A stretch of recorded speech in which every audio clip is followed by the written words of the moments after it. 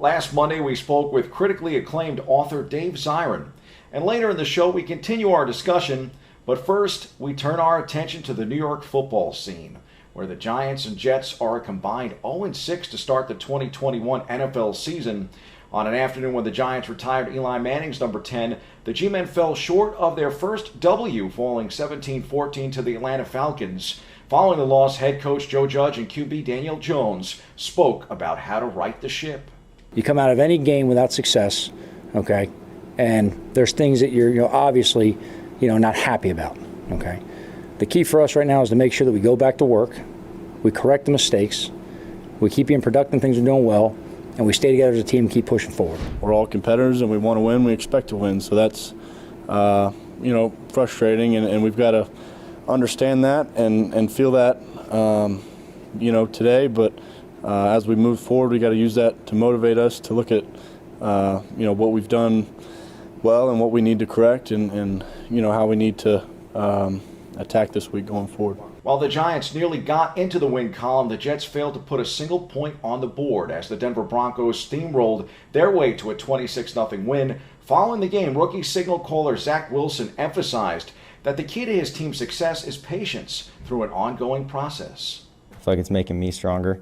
This is hard. I didn't experience this in college, and the crazy thing is I knew it was going to be like this. When you come into a program that has all new guys coming in, it's a process, and all of us want to get better and give everything we have, and so we just have to understand that we need to take it just one day at a time. And people can hate all they want, but this is what's feeling sorry for ourselves going to do, really, right? And so we need to keep our confidence high and just understand that we're in this position for a reason, and understand that we have the talent, we have the players, and we have the coaches and the scheme to get this thing done.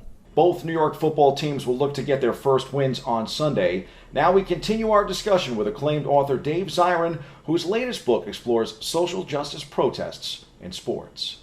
You've actually chronicled so much of Muhammad Ali's career during your journalism career. When he passes in 2016, I feel like at that time there was kind of a unification in the media about his greatness, not only as an athlete, but his role in social justice that wasn't there when he was a professional boxer. At the same time, all of this is going on with Kaepernick, and just how ironic that was.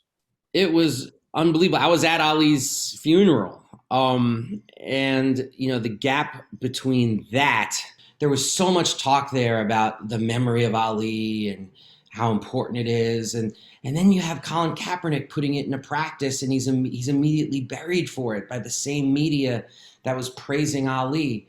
And, it's not that different from what one of the high schoolers said to me about, the backlash against her when she took a knee. I mean, she talked about how that adults always say to her that, you shouldn't be apathetic, but then she did something and then she got a lot of grief for it.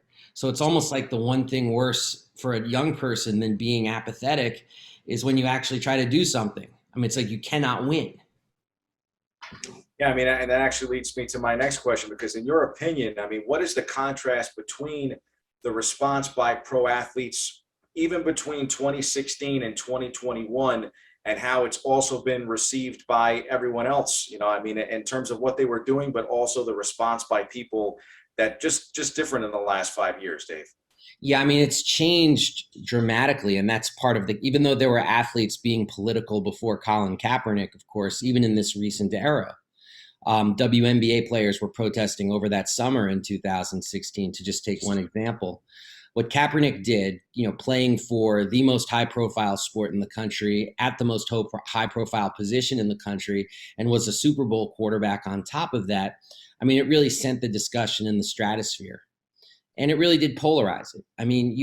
Kaepernick wasn't an athlete all of a sudden that you either liked or disliked. He was an athlete you were either for or against. And people had to reckon with that, not just on a grassroots level, not just at a barbershop level, but in the pros as well.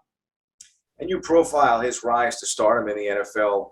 Do you believe now that his story has served as one by the league and maybe even other leagues around the country to ward off similar acts by athletes? Yeah, I think the number one reason why he doesn't have a job in the NFL, which is a league where everybody talks about, winning isn't everything, it's the only thing.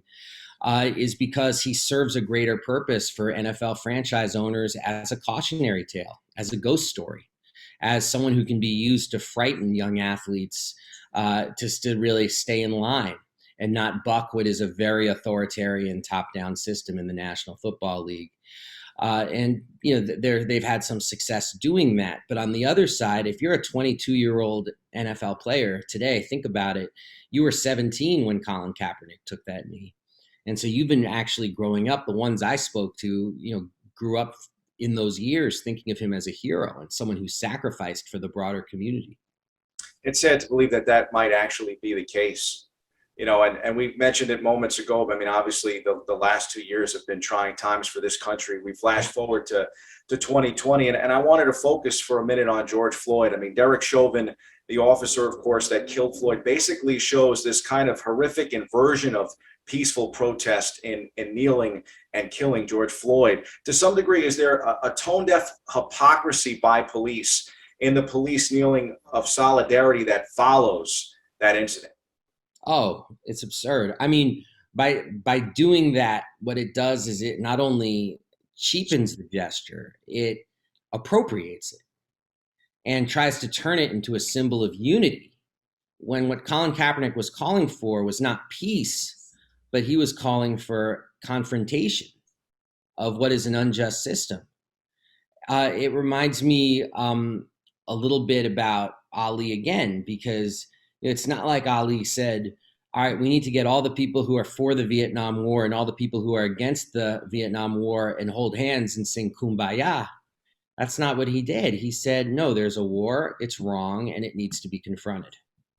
Yeah, I mean, sports have always been political and honestly a platform for protest. Why, in your opinion, is it so hard for people to understand that? I think it's because sports contains the politics that they want. It's not that people don't want sports and politics to mix. It's that they don't want sports and a certain kind of politics to mix. They want the athletes to be seen as, at most, two-dimensional action figures, but they don't want them to be seen as human beings who come from communities that are turning to them to be outspoken, to use the platform, to use the microphone, to say something about poverty in the United States, to say something about racism in the United States. That's what people don't want. And I know you teach at the college level. Do you believe that this younger generation, through courses like yours and even all of these readings, are actually doing a better job of understanding that and making inroads for change? I think it's very different, certainly. I mean, I've been doing this for quite a few years, and it's very different now, like being on this sports and politics beat, because there used to be, there was either no space for it on the campus, or if I would be brought in to lecture somewhere, it would be under the rubric of kinesiology, which often, and they would have to take like one class in sports sociology for credit, but the majority of their time was spent learning about the human body, about physical therapy. And these are noble pursuits. I'm in no way denigrating them, but what they have to do with the history of the struggle against racism in this country and the way sports plays into that, or the struggle against sexism or homophobia and the way sports plays into that, that's not exactly an easy fit. But in recent years, I see more departments that deal with sports and sociology or sports and history. I see sports courses offered because they're very popular, quite frankly, in these different departments.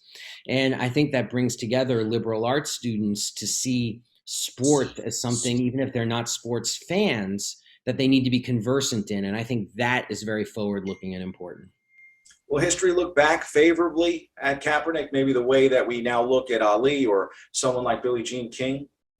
Well, I think for some people, definitely, people are going to look back favorably. The question is, will Kaepernick's memory be unappropriated, I should say. That's the question. Jamel Hill has a joke that in 20 years, the NFL will have an award named the Colin Kaepernick Social Justice Award. So if it's appropriated and everybody claps for him, that's a little different. We don't want to see Colin Kaepernick's political teeth extracted. And frankly, if there are people who 20 years from now don't like Colin Kaepernick, it's important that they not like him for the right reasons. The Kaepernick Effect, Taking a Knee, Changing the World, is riveting and inspiring, told through first-person stories of how taking a knee triggered an awakening in sports. Pick up a copy from Barnes & Noble, Amazon, or bookshop.org. Dave, thank you so much for taking some time. Always been a big fan. Great to read everything that you write. Thank you so much, Bobby.